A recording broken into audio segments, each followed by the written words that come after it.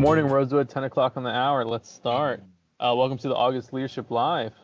This one we have a special guest, Tarence Lauchié. And I say special because he's done 12 of them in the last 6 years that I've been here. So thank you, Tarence, for always joining us and participating and kind of hosting our Leadership Live. So thank you, and thank you, Dr. Everett Barra. As you guys know, I think maybe mentioned it in the manager review, Dr. Everett Barra has a class at this time, so he will not be joining us this towards the end of the semester, but he will be joining us next month in the October Leadership Live because he'll be the one hosting it. And a little surprise, he is going to have his 10 a.m. class join us as well. So it's going to be part of Rosewood as well as his students joining us for next month's Leadership Live. But let's carry on for this month. So we always start with our why, to multiply the blessings, opportunities that have been placed unto our trust. And we move on to this session. So as we said, this quarter is wrapping up with overcoming challenges, and we are going to go over emotional intelligence in challenging situations with Tarence Lauchié. And like I said, we'll send an email with the last two sessions if you guys want to catch up, earn your pin for the quarter.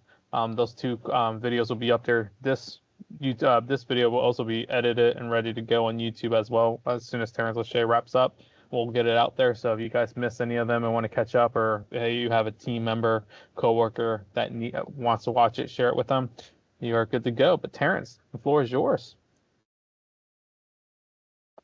Oh, you're still muted, Tarence. Wow. There you go. It's been 12 years and I'm still muted, right? I mean, no, it's always a privilege to be a part of this group. Like I mentioned once before, I find it quite inviting to have a group of people online that really want to be here, but then also works with team members and organizational leaders that have values that are very similar to mine and very similar to what I ascribe to. And I'm honored. Like I said, it's always a privilege, and I'm glad that Dr. Fubara made the connection with us. Looking forward to continuing the relationship. Today, one of the subjects that is most near and dear to me happens to be on our plate, and it's emotional intelligence in challenging situations. Now, we've probably been inundated over these last couple of years with emotional intelligence. EI is somewhat like, or what we call EQ is like IQ, and I'll talk a little bit about that in the session today. But there's something more in it that I want to bring out. We are beginning to kind of fight the resistance, I guess, of going back to the norm. Think about it. 3 years ago, 4 years ago, we were not where we are right now. We learned a lot during what we call the post-COVID era, during the COVID era. But one of the things I think that has stood out among leadership and development and training realms is that we become more in tune to ourselves. We become a little bit more aware of who we are, our emotional intelligence or our personality traits, our strengths, as they would say, and even sometimes our attitude. But all of those things have become very significant in going forward because we have hybrid type situations like today. Prior to COVID, I probably would have gotten on a plane and you would have gotten on planes and cars and buses and got to where we could all be in one room.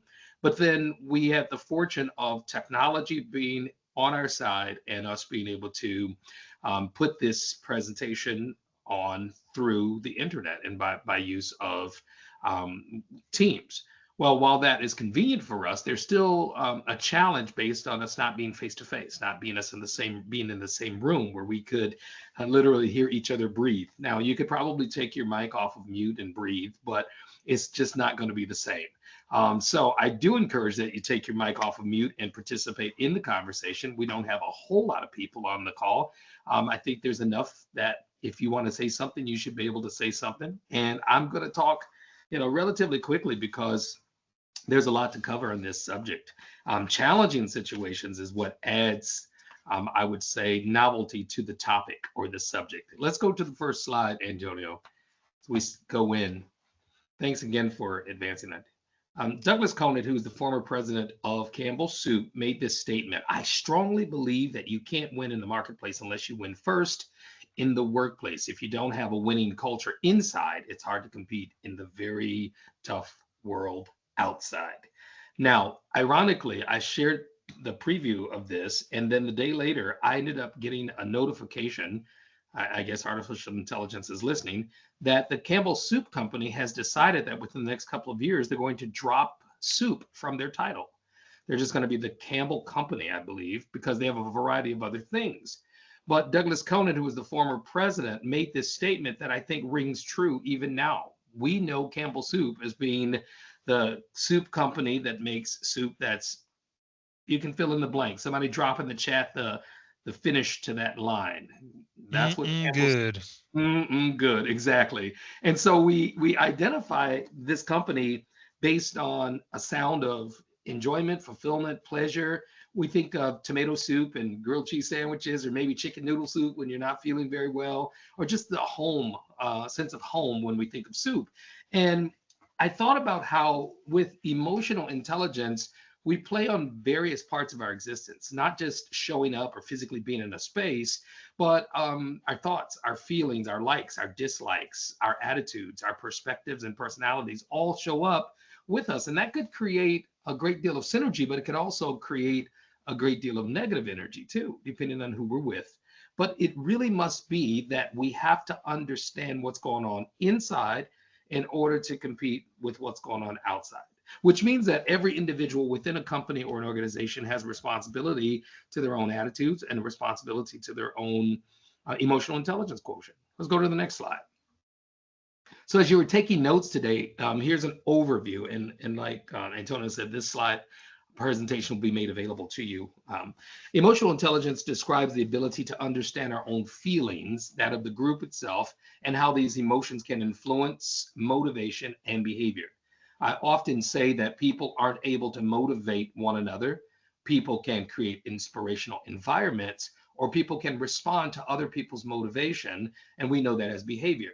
Now, somebody might give me pushback on that because, you know, there are these motivational speakers. Well, you don't hear that term a lot very often anymore, because motivation really is an individual or an independent requirement or responsibility.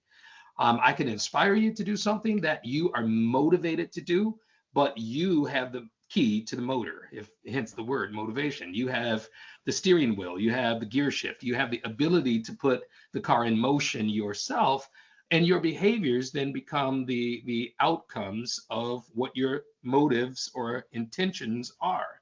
And so I wanted to make sure I'm clear with that as we talk about emotional intelligence, because motivation of oneself is oneself's responsibility, which means that if my emotional intelligence includes motivation, I got to start with me. A measure of emotional intelligence is often described as EQ. I mentioned that, as opposed to IQ. IQ is intelligence. It is your ability to solve problems, to have rational thought, to comprehend, to understand math, reading, arithmetic. All those things are part of your IQ. Well, what is your EQ measure? What is your EQ measure? This session is going to look at emotional intelligence in the workplace by focusing on creative, positive work environment. And the topics that we cover will include appreciative inquiry, positive thinking, and of course, avoiding negativity, and managing and guiding employees in a positive environment. We can go to the next one. So our goals include exploring how emotional intelligence impacts our effectiveness by applying the emotional intelligence to navigate workplace challenges, and then also building resilience and maintaining a positive mindset. So this presentation really teaches how the cycle of negativity can impact our ability to be happy and healthy as contributors in the workplace, but then it also provides you some tools for reframing a positive mindset. Some additional takeaways would include, of course, understanding the 5 clusters of emotional intelligence, and then also a thumbnail sketch assessment of emotional intelligence and why it matters, and then the connection between strengths and emotional intelligence. Now, I said a thumbnail sketch of assessment because 1 hour really is not enough time to do a full assessment, but we're going to do a quick exercise that'll give you a chance to kind of identify where you feel you fit within the realm of emotional intelligence. Let's go to the next one. So we'll cover what emotional intelligence is, what your emotional intelligence really is, and then also why it is important to know about this subject. Like I said, we could just go through life responding to behaviors that are triggered by people's motivations that are initiated by inspiration or the lack thereof. And so emotional intelligence will empower us really to be able to look at how people operate from an epicenter of sorts, and then respect those differences, because we all have different personality types, or we have different styles, but we should also know where another person's emotional intelligence level is in order to accommodate them and to work with them in partnership. There are 5 clusters to the emotional intelligence science or concept, and I'll be sharing those as well, and then the relationship between that and strengths. Let's go to the next one. So I want you to take a few moments and read the slide that's here. Take a few moments and read this description or this definition of emotional intelligence. And then after reading that, I'd like for you to use the chat to give me one word that describes your agreement, disagreement, inquisitiveness, pleased with, just a word to describe how you feel about this definition and emotional intelligence. Is it spot on, or start dropping things in the chat?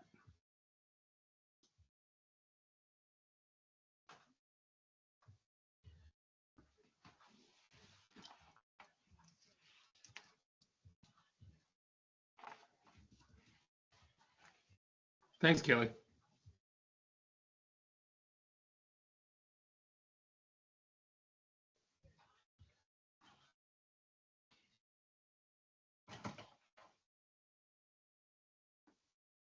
I'm sure a few of there. Oh, there they go. Jay jumped in. Melissa. Great. Shamika. Agreed. Aligned. I like that. I'm doing a series with another organization right now on alignment, and we talk about emotional intelligence and how our emotional intelligence really should align with the organization that we're a part of. Our goals, our objectives, and our purpose for being a part of that entity should really be in alignment with their goals and their objectives. So emotional intelligence is required to make that happen. Great. So it is much more than IQ. Yeah, I think oftentimes about how people are very smart in the world today. We have at our access and our disposal a lot of research and information. We can search the web in a matter of seconds. Somebody probably even Googled emotional intelligence or maybe searched it on another search engine. And you find that that's available to us. And being smart or quirky in being able to quick answer or respond is not always the fullness of the matter. Emotional intelligence is required. Let's go to the next slide. I want you to think about how people smarts in comparison to emotional intelligence works. We're going to discuss 4 compass points for emotional intelligence. And you're going to have an opportunity to select where to go in these 4 compass points. The 4 compass points are pretty simple. They are north, south, east, and west. Now, if we were in person, I'd have a recorder, a timekeeper, and a spokesperson. But because we're online, I think we're going to be able to use our chat. And then after dropping into the chat, our compass point, once I go over the compass points with you, then we'll take our phones, devices off of mute, and we'll have a brief conversation around this activity. Let's see what Sonia says. I agree with knowing your emotional, but knowing others can be hard because of not knowing their facial expression. That is absolutely true. And because you guys all have your cameras on mute, I can't look at your faces. I do see a couple of faces. All right, let's go to the next slide, Antonio. And you guys are gonna be asked to unmute at some point. So let's look at a compass. A compass has north, south, east, and west. And if we were to look at emotional intelligence quadrants or areas by which we can identify, there are some people in this conference or in this session that would consider themselves northerners. They're the kind of people from an emotional intelligence perspective that would like to get things done. They say, let's do it, let's act quickly, let's just plunge right in. They're called the acting people, which means that they're active and they're oriented to being motivated to get up and do. They're the northerners. They're let's get it done. Move on to the next thing. So let's go to the next one. After the north, we have to look at what we would consider east. So on a compass, you've got the north, and oftentimes people go north, south, east, and west. But let's look at the east, and kind of going around the bend here. East would be a person or people who are speculative. They're speculating individuals. They look at things from a big picture, and they like to look at the details of the big picture, or at least the imagery or snapshot of a big picture before they begin acting. While the northerners are acting people and they want to move quickly, the easterners are oftentimes big picture speculative people. Let's go down to south. So the South would be a quadrant on the compass where people are caring, where people have the ability to want to know everybody's feelings, and they've taken everything into consideration, that everybody's voices have been heard, they're team oriented, and sometimes they'll delay the movement because they want to make sure that everybody's on board. These are Southerners as it relates to the quadrant of emotional intelligence. Brian said, that's me. I'm from Louisiana. Absolutely. Now, there's no science behind this compass that I came up with and it being geographically correct, but I think we might be spot on. Let's take a look at the West. I'm going to show you how the West works. The West are observational people. They like paying attention to all the detail. While the East people are big picture, the West people are more details. They like to know the who, the what, the when, the where, the why, the how before they begin to act. They're the kind of people that not only are they speculative, but they move in until they've got some answers as to why we did it that way or why we're doing it that way. Now, if you think about Northerners, Southerners, Easterners, and Westerners, none of them are inherently good or bad. None of them are right or wrong. None of them are acceptable or unacceptable. It does take all points on the compass to get us where we need to go, depending on which direction we're headed. And as a team or as an organization, we could be off course or we could be lost based on challenges in arguing about East is best or West is best. I often tease my wife, we're both from Detroit.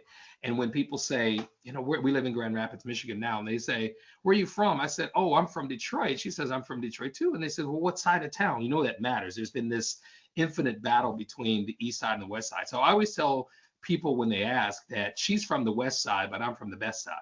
And, she, punches me into my ribs or whatever. We've been married 36 years, 37 years. And so it's oftentimes our duty to uphold the pride of our quadrant, where we're from, whether it's East Coast, West Coast, North, or South.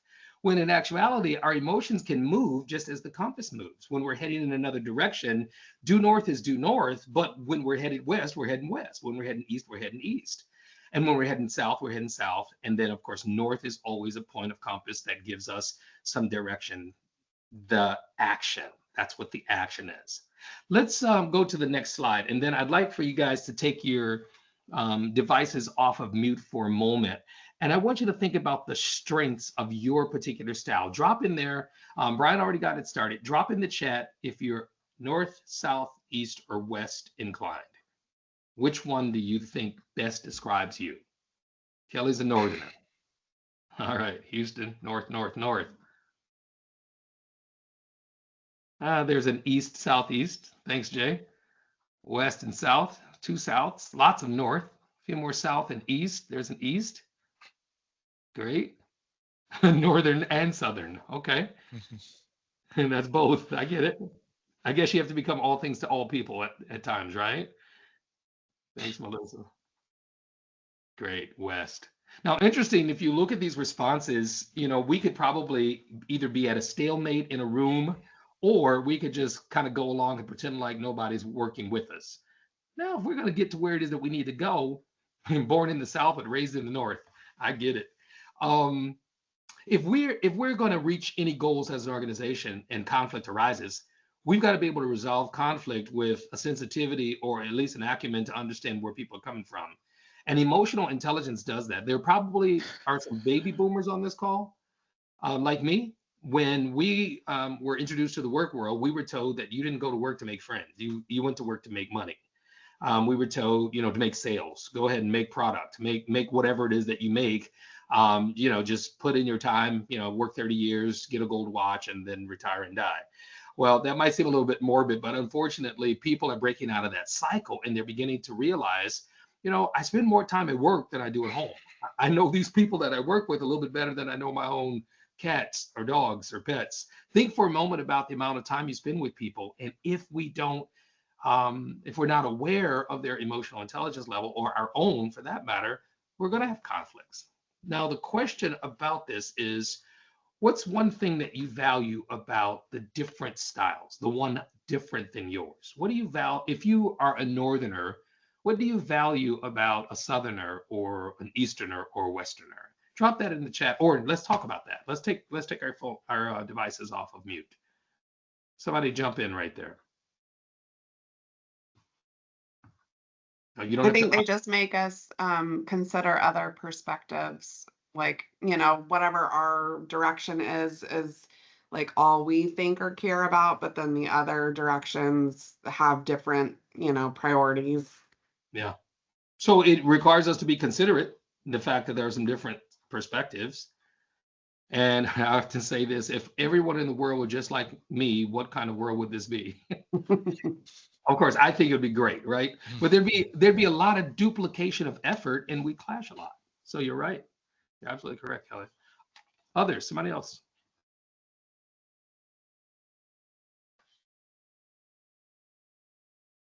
Well, it can teach us something. I mean, you know, looking at somebody's different point of view or something, it could show us a different way to look at things. So it could teach us. Absolutely. And when we start talking about diversity of opinions and diverse thoughts or perspectives based on different experiences. So say I am an Easterner, but I grew up in the South. I might have a very healthy hybrid perspective on how to emote or how to get things done, but yet include other people. So yeah, we can learn from one another. Easterners, the ability to know where to focus their thought. Yeah. I'd say we play to our strengths, and you know, everybody can kind of contribute to the ultimate goal. Yeah. I agree. I think it's also important that when we're in group settings and we see that there are different emotional intelligences, to get the feedback from the ones that are in the room. You know, everybody may not be represented, but when we are in a room of more than two people, it's worth hearing the perspective of other people, of knowing what's going on. Of course, that's, you know, the Easterner in me, or that I'm kind of speculative, but then the Southerner in me would say, you know, let's make sure everybody's on board, or at least has some weigh in. Thanks for sharing that. Bryson says, as a Westerner may get frustrated with the impulse of a, yeah, that's true. Northerners are a lot like the D's on the disc profile. If you're familiar with the disc profile, it helps us to assess our behavioral styles. And D's are active people. They're very direct. They're people who are action oriented. They will make a move and apologize later, you know, if necessary. But if you want to get a hold to a Westerner, you better be moving. You got to be in motion. Great. Hopefully this gives us a sense or an idea of how, if we were to put the basic emotional intelligence on a quadrant, and there's spaces all in between each of those quadrant points, north, south, east, and west. And as you can see, somebody might be a northeasterner or a southwesterner. That's fine. Let's go to the next slide.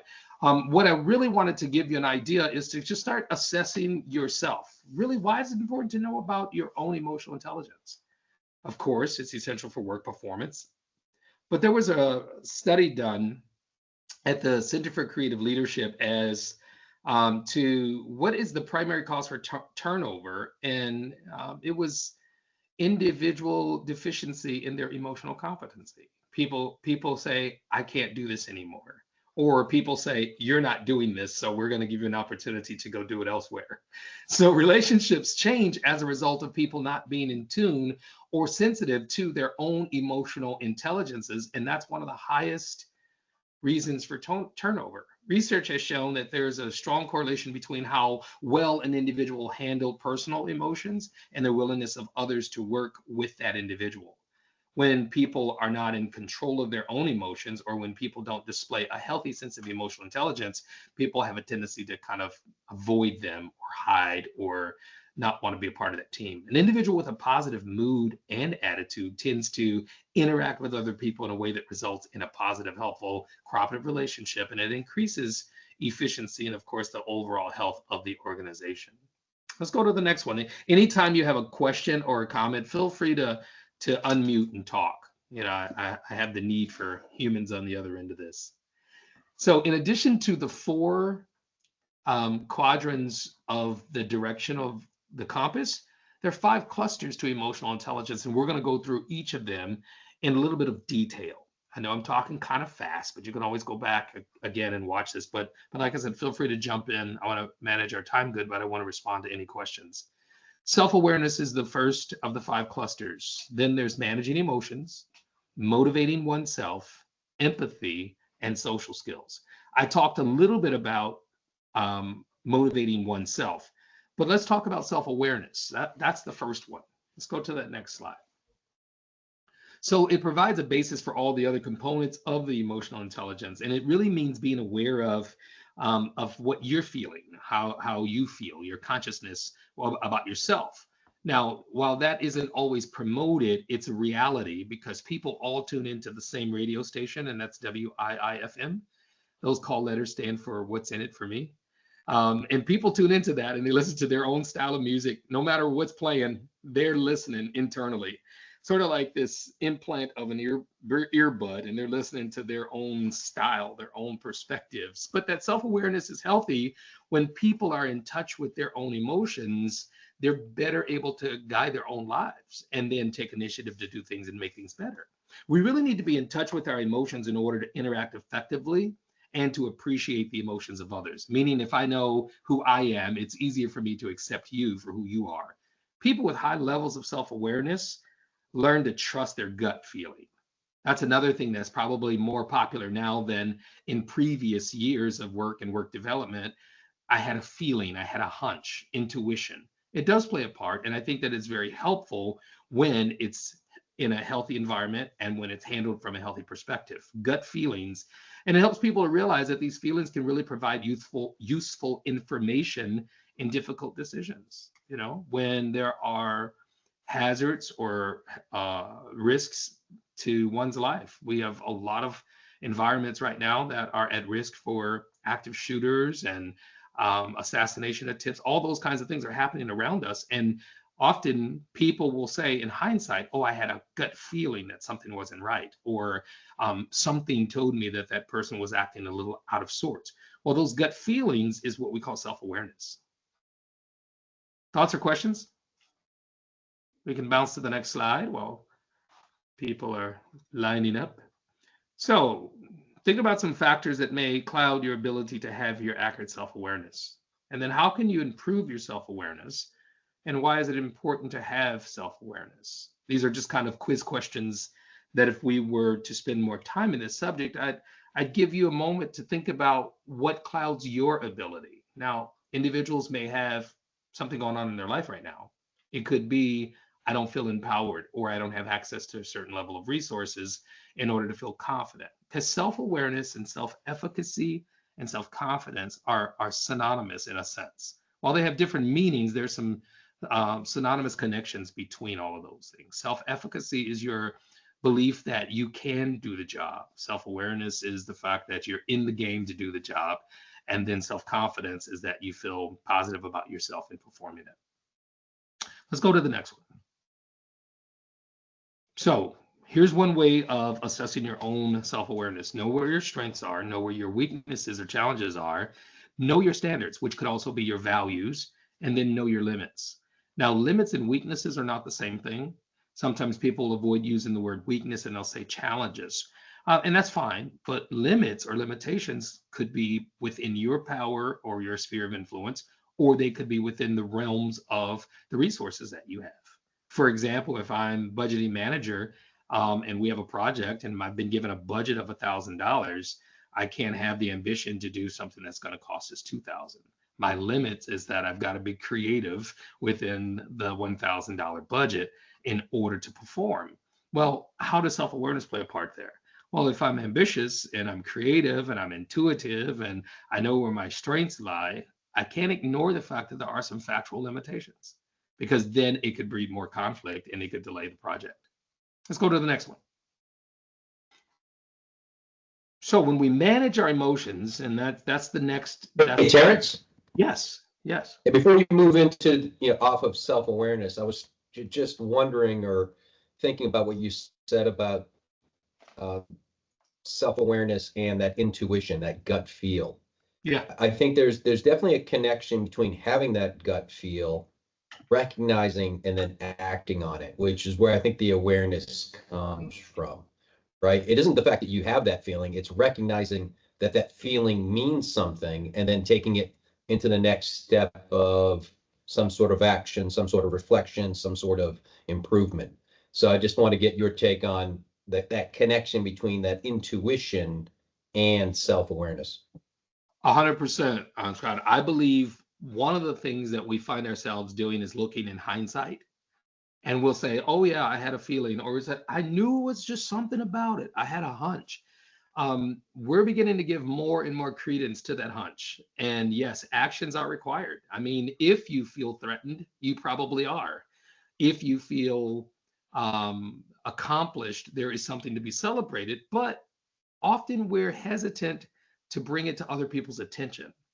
And I think that's out of humility. Sometimes it's out of closed environments. Sometimes our closed workplace cultures will prohibit people from being creative enough to say, I feel that. Now think about it. There's three kinds of people in any conversation. There's the person who thinks that, there's the person who feels that, and then there's the person who does that. So I agree with you. There has to be some action in there. Great. Thanks for sharing that insight. Any others? So the next in the cluster is managing emotions. This is the second component, and it helps us to understand that we can balance our mood so that worry, anxiety, fear, and anger, now those aren't gut reactions. Those are symptomatic outcomes of an inability to manage those emotions. Yes, we all worry at times. Yes, we all have some anxiety, sometimes fear. I mean, that's how we know we're human, right? But fear oftentimes becomes false expectations appearing real, if you look at it as an acronym.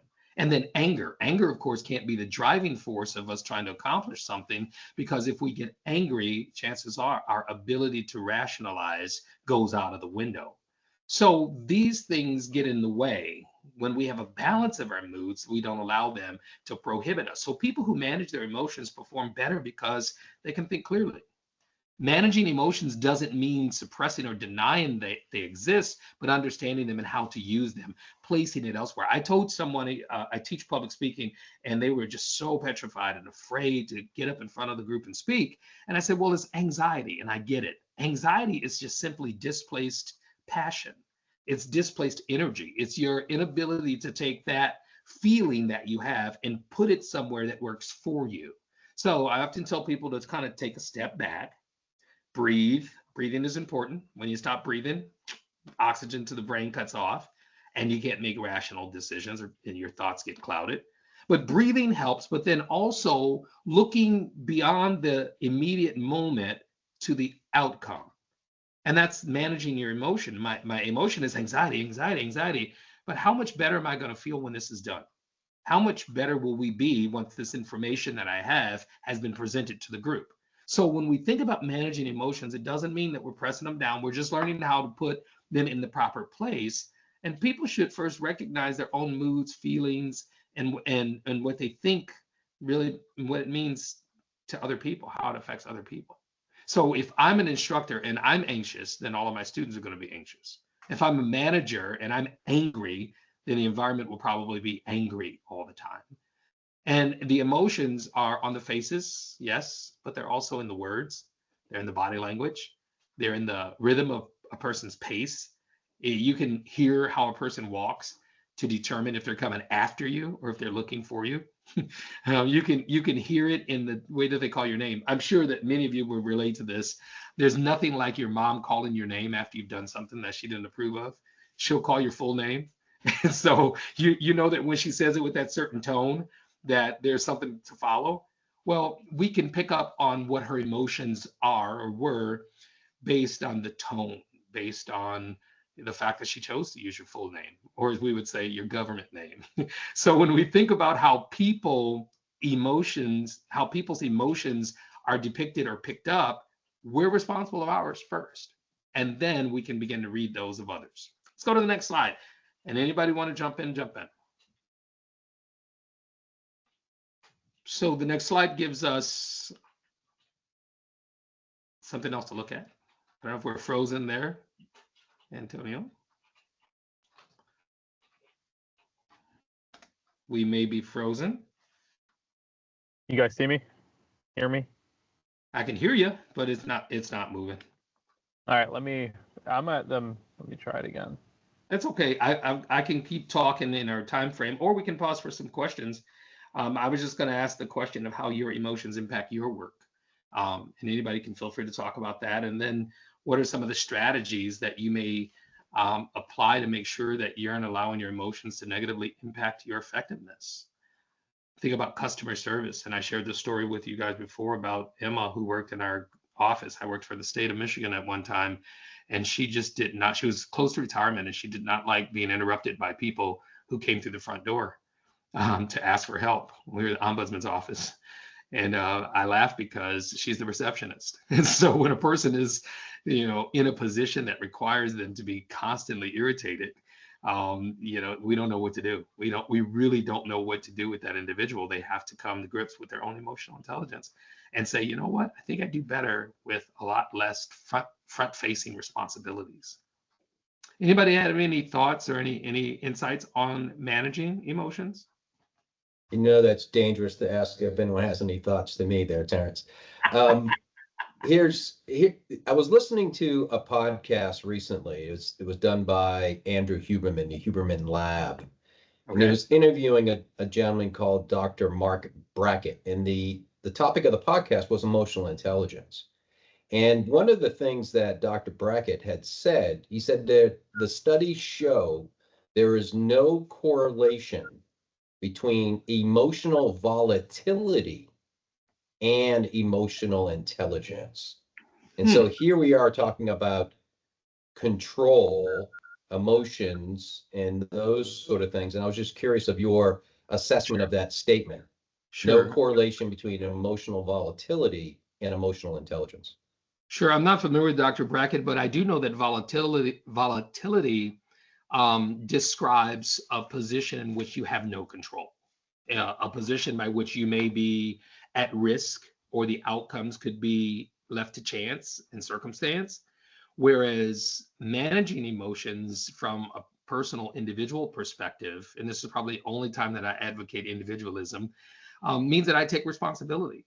And I even look forward to the outcomes, even if they're risky, even if I don't know exactly what the outcomes, I at least have an understanding of my own emotions and feelings, and I'm able to be responsible, sort of like the captain of a ship. I've got passengers, I've got cargo, and I'm responsible for them. So I take the responsibility of the ship.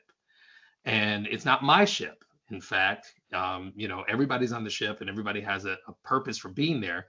But if I'm the captain, while I may not be able to control every situation, I can take ownership of the ones that I can. And I think volatility might be a thought or a concept behind the things that are outside of our control. Yeah, being exposed maybe to outside elements or things. Maybe the market. Say if we're talking in business, it could be we can't control the market. There's some volatility there. I don't know. Yeah, I have another thought on that, Terence. I'll wait till the end, so I don't want to delay your presentation because it may take a little more than a couple of seconds here. No, it's okay. David mentioned in the chat, need to be careful to manage emotions when working with clients for their construction renovation needs. It's a very emotional investment to people. That is absolutely correct. And people change their minds often. They change their minds and they expect you to go with what their changes are, and it could run into cost and overruns. And so the emotions begin to heighten. So learning to manage our own oftentimes will set the tone. I've got lots of little grandbabies, and the grandkids will oftentimes use crying as a tool for getting their parents to do whatever it is they want them to do. But I'm an old veteran at this. 5 kids and 7 grandkids later, I always tell my granddaughter, I say, your tears might work with somebody else, but they don't work with me. I like words. Use words.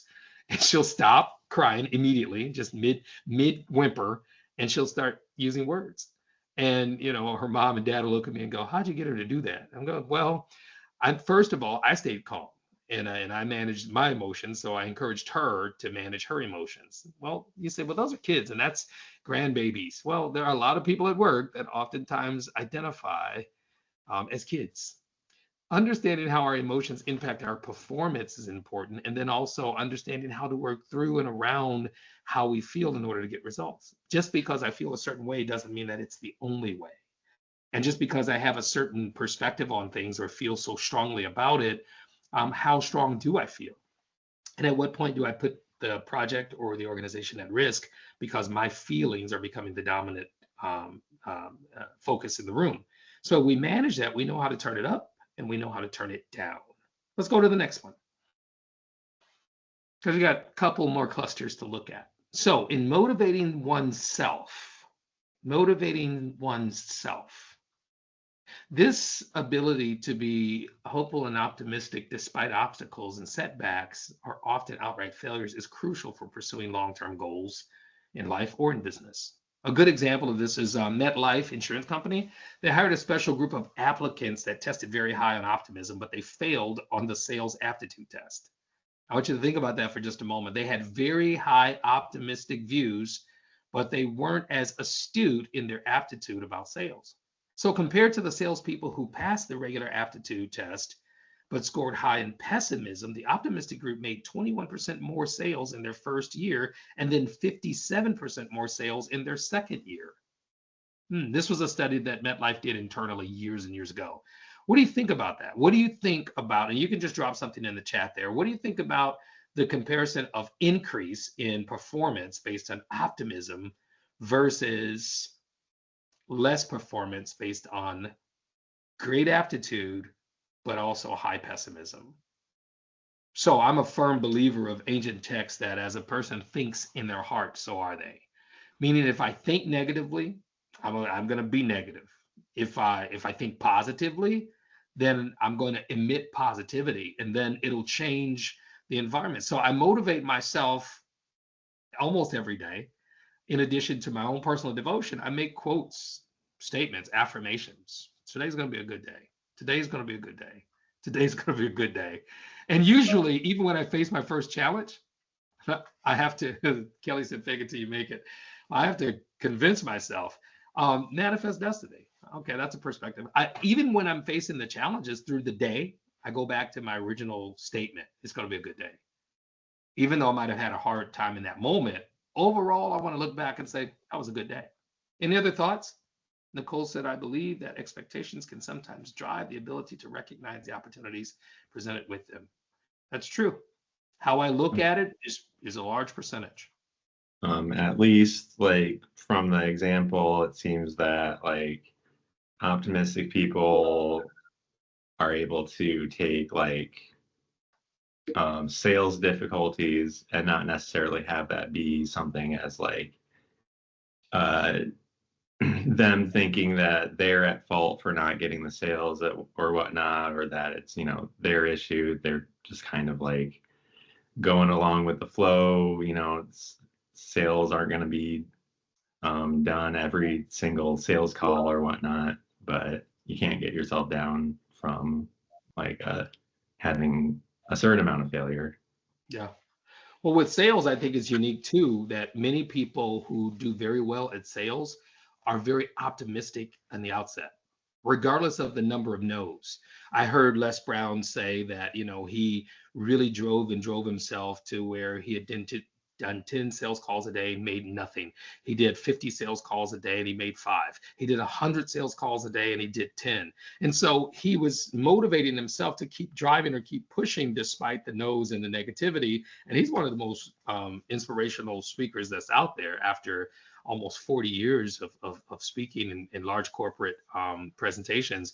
And he talks about optimism being your responsibility.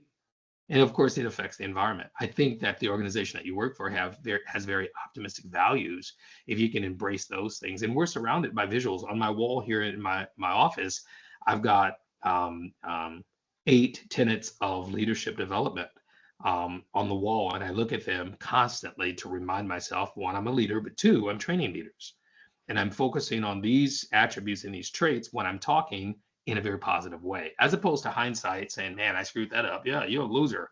And then somebody will agree. Somebody will agree. If you're down on yourself, somebody will kick you. And if somebody will kick you, they'll walk on you. And if they walk on you, then your good is gone. So standing up and being motivated in one's self and your ability to accomplish the goal is still a responsibility that we have individually. People are drawn toward optimism.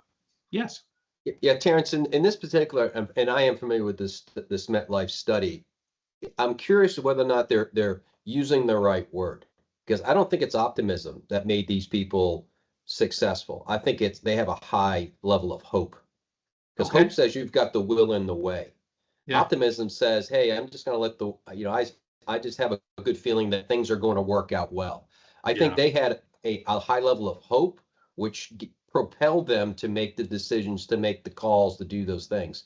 And so Yeah. I'd be interested to go back to this study and analyze it from a hope versus optimism definition and see Yeah. which one applied. But the fact still remains that these people were more Sure. successful than the others. But I don't know if it was optimism or hope that really drove the I solution. like how you think, Scott, because I'm an etymologist. I love words. And optimism, or opti, is actually two words. Opti is how you view it or how you see it. Mism is a practice thereof. So practicing a outlook that is positive is optimistic. It's how I see it. Opportunity, optimism.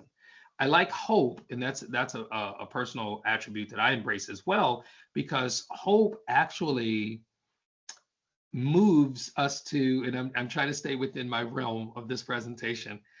Hope is activated by our faith, and we believe in it. We believe in the project. We believe in the company. We believe in the product. We believe in what we offer, and that hope drives us despite what we see on the surface. So it begins to materialize or manifest based on hope being that deep, guttural, back to what we felt. I never gave up hope. Optimism is, yeah, I kind of can see it down the line. It looks good down there. Oh, wait a minute. That doesn't look too good. Maybe we better stop. And optimism can go. So I agree with you. But hope is so internal. Hope floats. I think that was a movie, right? Hope actually moves us. So yeah, I like that. Thank you so much for adding that to it, because we're talking about motivation here. Let's look at the next one. This is some good stuff, and I get really excited about it. Here's a little way of looking at pointing into oneself. How do you motivate yourself? Why is it important to remain positive or have hope? And then how do you make yourself keep going after an obstacle or failure? Resilience is one of the words that comes to mind. But in looking at those three questions, you guys can jot some things down, maybe drop some things in the chat. I motivate myself by thinking about the outcomes, because where I'm empty nester, got a whole second generation that I'm tending to now on an emotional level. So I always look at what are the outcomes. Will I get to, and you can fill in the blanks, or if I do this, I'll be able to. And then I think of what's ahead, probably because I've got more days behind me than I do ahead of me as a 60-year-old. But wherever you are in your life, you're motivated somehow to do. When it comes to work, when it comes to what your extracurricular activities are, something from the inside motivates you. Now, people can introduce you to things, but if you're not motivated to continue, you probably won't be proficient at it. And that's my story about golf, and I'm sticking with it. So I had a good teacher take me out a couple times, and I'm going, yeah, I'm just not there yet. So I'm learning, and I'll be motivated probably when I have more time, or when my kids are older and they want to go golfing or something. So it's important to remain positive when you're motivating yourself, because you can motivate yourself in the opposite direction. Even though that seems like an oxymoron, there are people who will demotivate themselves and not really know it. They'll say, yeah, they were right. I'm a failure. Or my mama always said. We think for a moment about how people have made impressions on our motivation factors, and we have to take the responsibility to make it positive ourselves. Great. There's others who depend on you. That's right. Let's go to the next one. Music is good. I have music playing all the time. All the time. In fact, I had to turn down my Bluetooth to do this presentation because I keep music in the background. Somebody once said that every superhero has a theme song. So I'm always playing music in the background. So motivating oneself is being positive, having recognized that it's more effective than being negative. Also, it takes you, negativity will take you to a dark place that will impact you as well as, the others that you're dealing with, your own personal health. And if you don't have hope, there it is right there, Scott. If you don't have hope, you have no inspiration to achieve anything great. So if you don't believe that you can, then you probably won't. If you think you can, if you think you can't, you're right. Either way, said a great inventor of the 20th century. Let's go to the next slide. So empathy is the next cluster in the cluster, and I think I'll be able to squeeze them all in. Empathy is the one that stands out to me when we talk about corporate leadership. Invariably, whenever I do this workshop or one similar to this, and people do a full assessment, we score low in empathy. It's the fourth component, and it really means being able to put ourselves in another person's shoes to recognize what others are feeling and without them needing really to tell you. So we take our intuition, our gut feeling, but then we go to someone else's thoughts and feelings and we put ourselves there.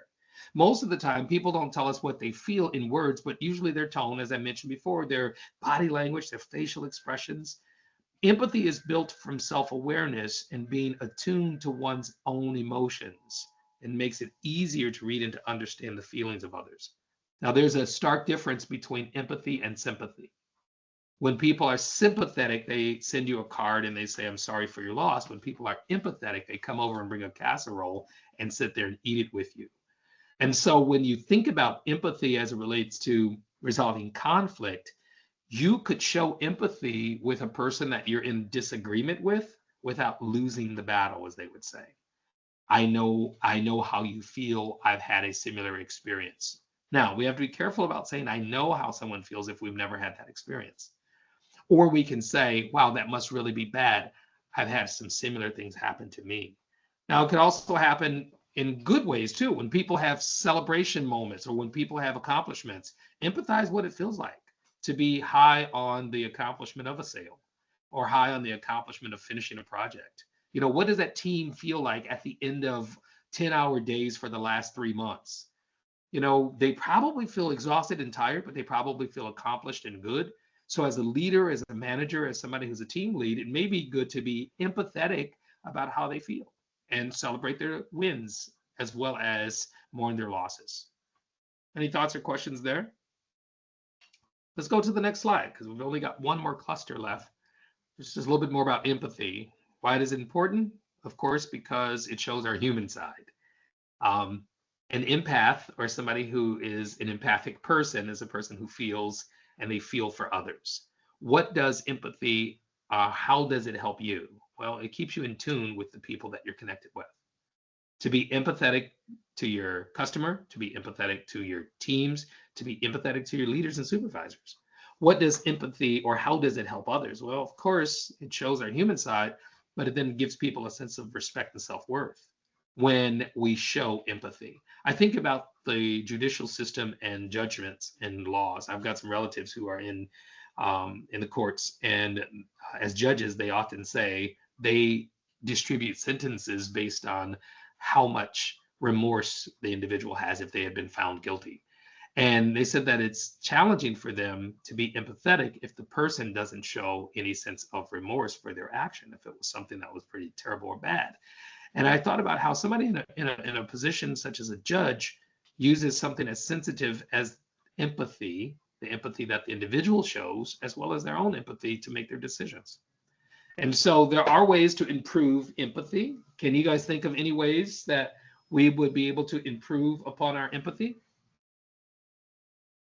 You can drop that in the chat, or if you want to unmute, that would be good. Let's go to the next slide while someone's thinking there. So feeling what someone else feels doesn't require you to be in total agreement with their choices. And it's also important to know that people strong in empathy pick up on the feelings in the room and they adjust their behavior accordingly. Also, empathy points toward others, so it's external. While as self-awareness is internal, empathy points outwards toward other people. And then empathy requires active listening and paying attention to both verbal as well as the nonverbal signals. I'm real big on that, the nonverbal signals. We often teach that you have to remove judgment to have empathy. That's true. You move final judgment. You can remove final judgment. I don't want to be preconceived or biased. We have to acknowledge that there are emotions. Think about for a moment that active listening and watching the verbals and the nonverbal cues of an individual could play a part in how you respond to them. And it really becomes a back and forth thing because communication is two-way, transactional. I watch when people are talking to individuals and without any sound, I can look at the body language to determine whether or not the message is coming across clearly. I can tell if they're nodding, if they turn their head to listen, if they're thinking. Often when we put our hands in certain places, it's an indication that we're processing. But I always watch people's feet. People's feet play a very significant part. Whatever direction their feet's pointed in, two people are standing talking to each other and one person's feet's pointed in another direction, they're almost out of that conversation. They're well on their way. Now, if their feet are pointing toward one another, they're both engaged and they're exchanging in this back and forth. But once the pivot happens and they start turning their feet, the nonverbal says, let's bring the conversation to a close, or you turn and walk with them so that you can keep talking. So it depends on whether you're from the north, south, east, or west to determine whether you keep going. Great. Patience. Thanks, Bryson. Let's go to the next one. We're almost done. The last one is social skills. And this one also connects to the other ones. It builds positive relationships and respond to the emotions of others. Now, oftentimes people assume that being emotionally intelligent means that you have social skill. Well, sometimes people will be able to play like they have or pretend that they have social skills for a period of time based on their personality. An introvert, for example, can turn on extroversion for a certain period of time and seem to be socially adapted. But once that introvert has exhausted his or her ability, think for a moment about when your emotional tank is empty and you are an introvert. You're going to get out of there as soon as you can to go reboot or maybe to refuel.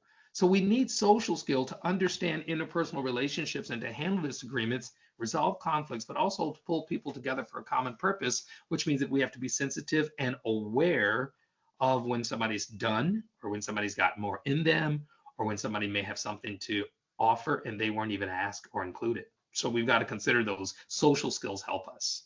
Question your biases and what you think you know. I like that. I like that. Skills help us to be more open and to learn differences. We can go to the next slide. And we're turning the corner here. So social skills, how are positive relationships built? I think by the exchange of communication. You see the graphic there.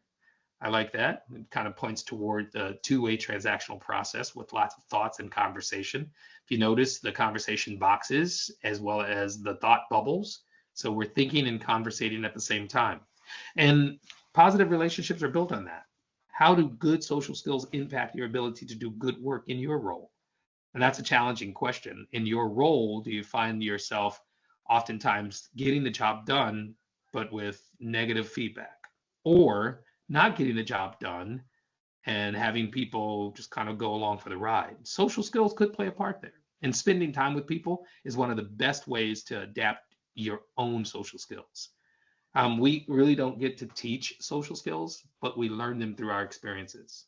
And when I say we don't get to teach them, we could probably tell our kids the fork goes on the left, the knife on the right, and all of those things with etiquette, but their ability to socialize has to do with their individual selves and all of those other factors in the cluster that we just covered. So all of those other elements, including the empathy as well as self-awareness, plays a part in how we express ourselves in social settings. Let's go to the next slide. So social skills is another external and outward facing ability. The connectivity is an important factor to the quality of our work life. And then leadership is the ability really to influence others toward their common goal, which means that I've got to be in a social space or I have to somehow engage them on a social level. There's emotional social, and then there's social. Social could just be I went to a picnic, a party, a family gathering, or a company event. But when I'm emotionally social, I understand my purpose for going is to pick up something and to leave something, to exchange. And so the social skill can be perfected over time. All right, I think we're down to the last couple of slides. So strengths. Strength Finders is a tool that is often used to help people to understand what I would call the first layer of emotional intelligence. Now, strength and emotional intelligence are scientifically different, but we can associate some of those things similarly. Strength is about an individual and the organizational talent composition and their styles of behavior, kind of like personality. But we think also about emotional intelligence being the ability to identify and manage your own emotions as well as the emotions of others in that space. So to operate with great emotional intelligence, it's vital to understand where the strengths are, yours as well as others, and then to interact throughout the organization.